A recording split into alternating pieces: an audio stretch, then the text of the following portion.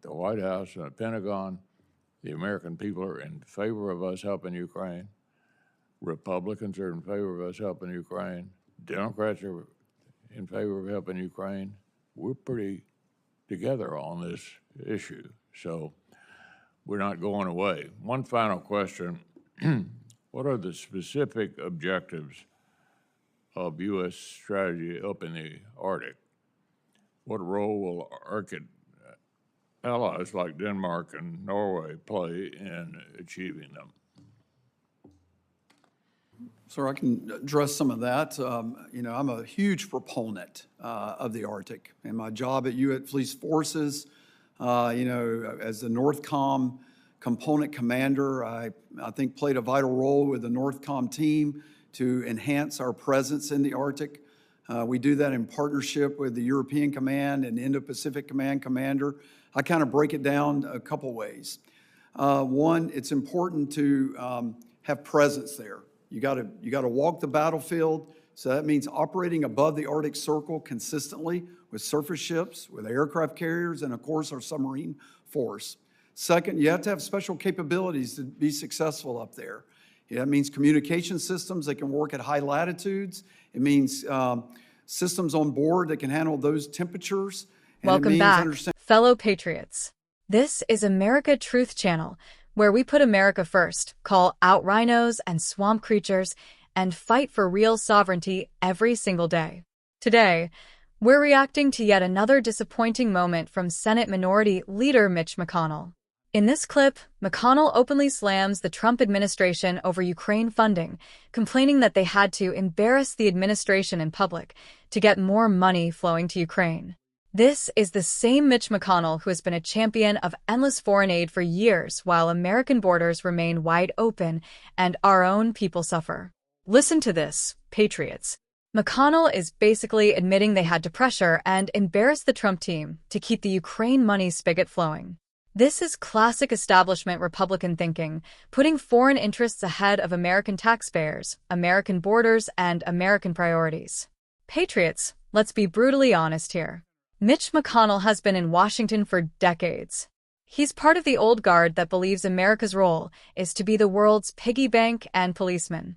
While he talks tough on China sometimes, his actions show a willingness to write blank checks to Ukraine with very little accountability or clear endgame.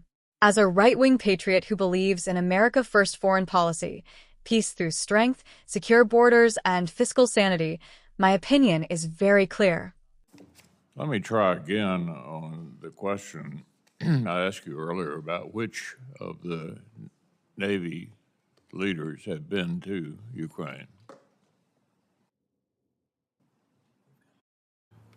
Sir, I can't tell you in total how many Navy leaders have been there. I have not been to Ukraine, but I do know that the commander of naval forces Europe and Africa, which headquartered out of Naples, Italy, and Commander Sixth Fleet have been there. And if they haven't been there exactly on boots on ground, they certainly have been to all the Black Sea states that surround it.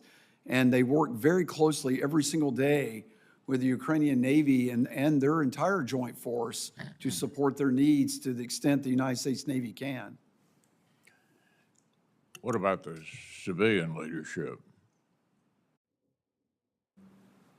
Senator, I have not been to Ukraine yet, but I've in my previous life, when I was in uniform, I did send some of our operators there. I'm very familiar with the research and development we're doing in Ukraine. I know the former U.S. Naval Forces Europe and Africa was one of my longtime mentors, Admiral Stu Munch. He knows that area extremely well, and his forces operated there both as NATO and U.S. forces, sir.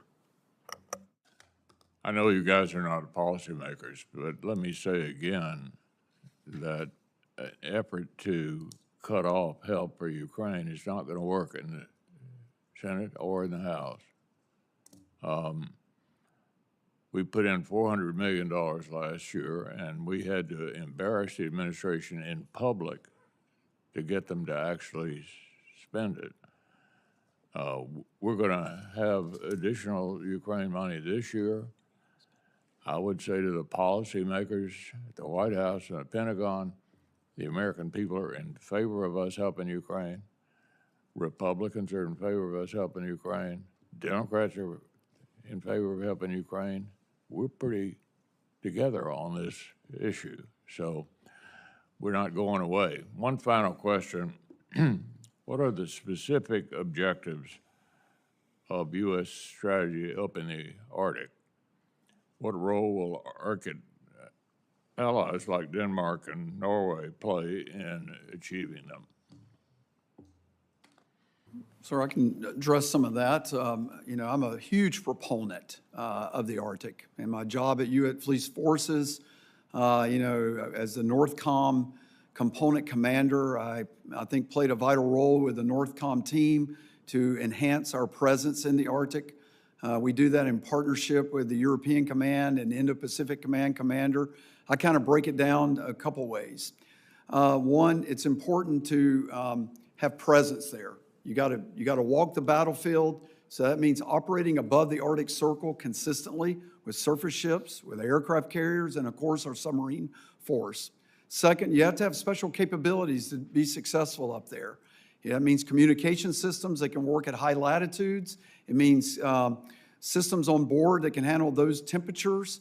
And it means understanding flows of marginal ice zone and the weather conditions up there. They're significant, and the climate is quite something. And the third thing, you have to have partners and allies. And the Arctic Council team is that we all are part of NATO now, with the exception of Russia. So partnerships matter above the Arctic Circle. So Finland, Sweden, Norway, of course, and a big one is Canada, of course. And we do a lot of operations with them.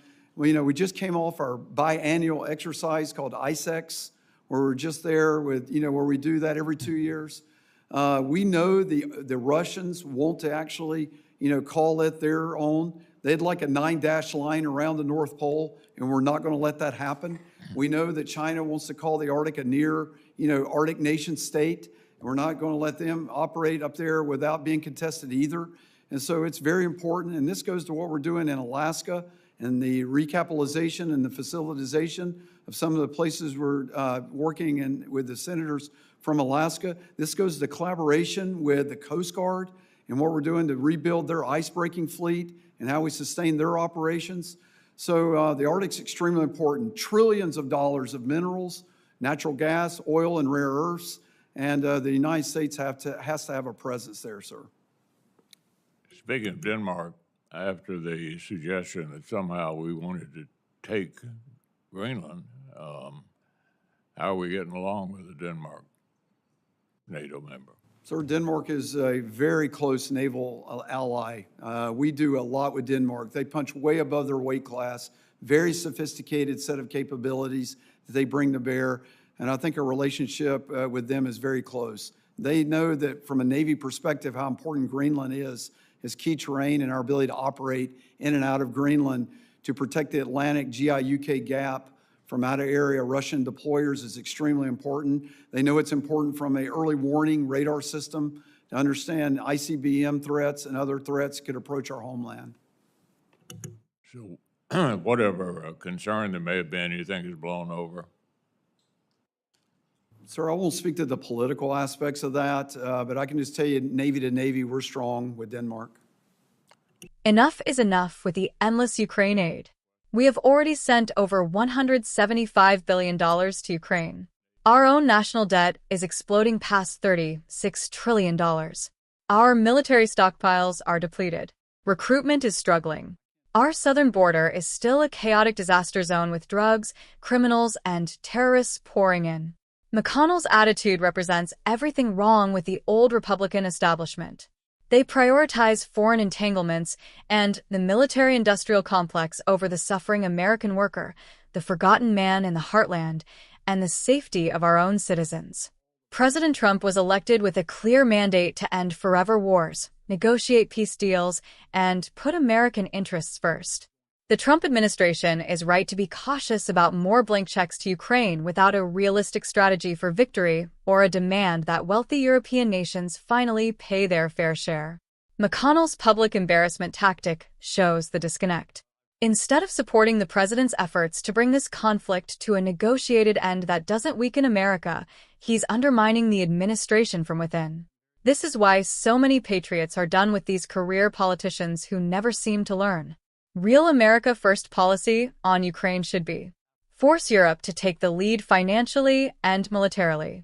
Push aggressively for a negotiated settlement that prevents Russian conquest, but doesn't bankrupt us. Refill our own critical munitions stockpiles first. Focus our military resources on deterring the real long-term threat: Communist China. We don't want Russia to conquer Ukraine, but we also refuse to let Ukraine, or any country, become a bottomless money pit while American veterans sleep on the streets and our cities are overwhelmed with illegal immigration. Patriots, if you're tired of establishment Republicans like Mitch McConnell undermining America First priorities and pushing endless foreign spending, smash that like button right now. Subscribe and turn on notifications because we're exposing this swamp behavior daily. Drop your comment below. Do you support more blank checks to Ukraine, or do you want President Trump to put America first and demand peace negotiations? Should McConnell step aside for real conservatives? Share this video with every patriot, veteran, and taxpayer who's had enough of Washington putting the world before America. We stand for a strong, sovereign America that secures its borders, rebuilds its military for actual threats, controls its own spending, and stops playing world policeman with unlimited credit cards. That's what real peace through strength looks like. God bless President Trump. God bless our troops. And God bless the United States of America. I'll see you in the next video. Stay vigilant and stay America first, patriots.